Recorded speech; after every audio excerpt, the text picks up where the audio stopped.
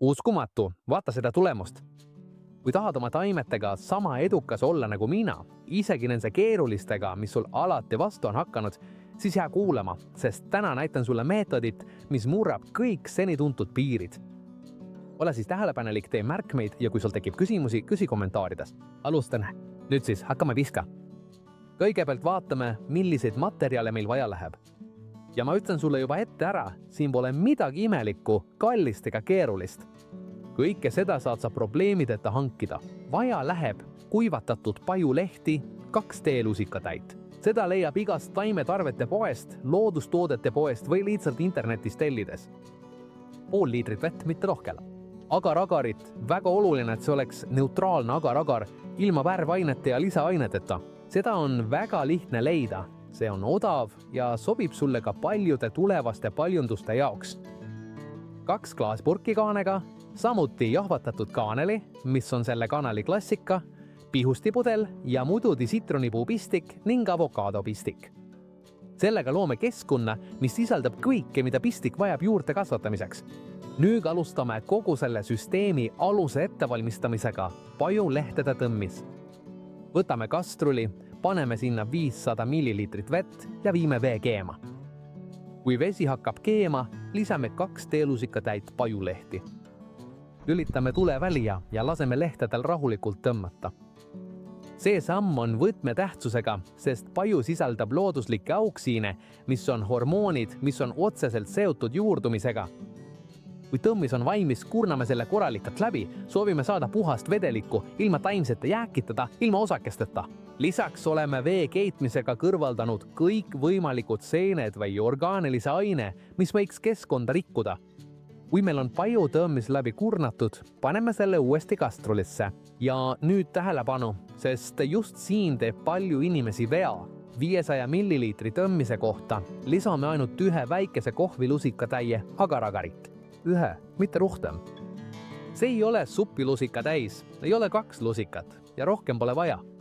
Selle vahekorraga saavutame täiusliku konsistentsi juurde arenguks. Agar-agar on väga tugev, sellest jätkub kauaks ja seda on väga lihtne leida. Seda leiab igast ökopoest või lihtsa interneti otsinguga. Lisaks on see odav ja sobib sulle paljude pistikute paljundamiseks pikema aja jooksul. Kui oleme agar-agari visanud, segame korralikult läbi ja paneme kastruli tulele. Kui segu hakkab keema, loeme täpselt 2 minutit ja segame kogu aeg, ilma vahepeal lõpetamata. Sa märkad, kuidas vedelik muutud. See hakkab muutuma tihedamaks, ühtlasemaks ja pärast neid 2 minutit võtame selle tulelt ära. Nüüd valame segu klaaspurkidesse. Jagame vedelikku võrdselt. 250 milliliitrit ühte purki, 250 milliliitrit teise. Väga oluline, purgid peavad olema väga puhtad ja korralikult desinfitseeritud. Kui see on tehtud, laseme lihtsalt sisul jahtuda. Jahtudes agar-agar tardub ja moodustab omamoodi stabiilse tarretise. See saab olema keskkond, kus pistik areneb nädalaid, ilma et peaksime sellel pidevalt silma peal hoidma. Kui keskkond jahtub, valmistame ette pistikud. Lõikame 1 sitronipuupistiku ja 1 avokaadopuupistiku. Suurus peab võimaldama pistikutel täielikult purki mahtuda, sest hiljem sulgeme selle. Kui lõiked on tehtud, selgitame siin midagi olulist. Selles meetodis me ei kasuta aloed, vaid kasutame hoopis kaneelipulbrit. Kaneli kanname ainult haavadele, pistiku alusele, igale lüükepinnale, mis meil on. Pole vaja katta kogu pistikut, vaid ainult need kolad, kus on avatud kude. Kanel on väga tugev looduslik seenevastane aine ja kaitseb meid esimestel nädalatel. Eemaldame üleliigse kaneeli ja ongi valmis. Kui agar-agar on juba jahtunud ja täielikult tahenenud, paneme pistikud sisse. Asetame need ettevaatlikult, kuni nad seisavad kindlalt ja püsivad ise pisti. Keskkond ise hoiab neid paigal. Siin saab pistik kõik vajalikku. Pajust looduslikud hormoonid, pideva niiskuse, kõrge õhuniiskuse ja stabiilse keskkonna. Seepärast see süsteem töötabki seal, kus teised meetodid ebaõnnestuvad. Enne purkide sulgemist kasutame väga kerget ennetusvahendit. Selle valimistamiseks on vaja liitrit vett, lisame näpuotsata ja kaneeli, segame korralikult läbi ja filtreerime peine riide või kohvifiltri abil. Valame selle piustrisse ja teeme ühe väga õhukese kihi. Nüüd asetame purgid pool varju. mitte kunagi otsest päikest, alati kaudne valgus. Kui sul on soe keskkond, on veel parem. Soojus kiirendab protsessi, külma aeglustab seda.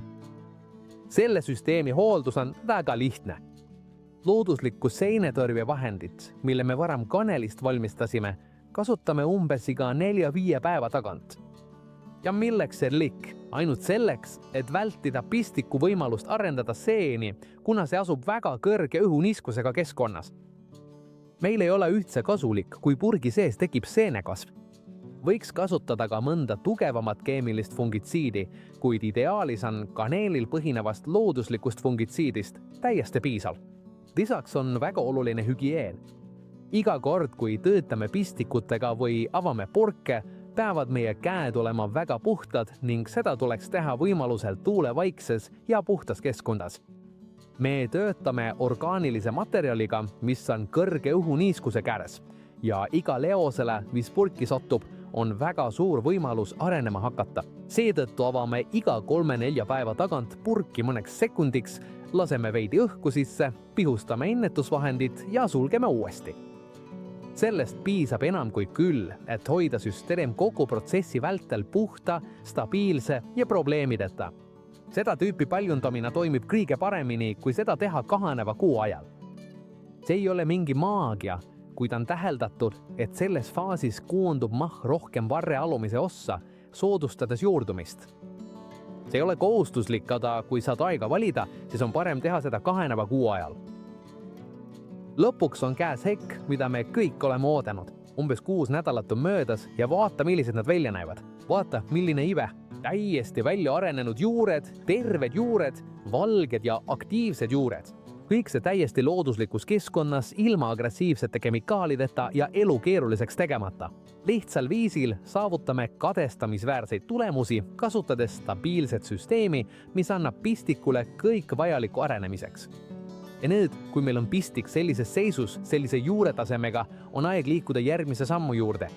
Ja nüüd tuleb väga oluline osa, mida paljud inimesed ei arvesta, kuid mis on võtmetähtsusega, et kogu eelnev töö ei läheks raisku.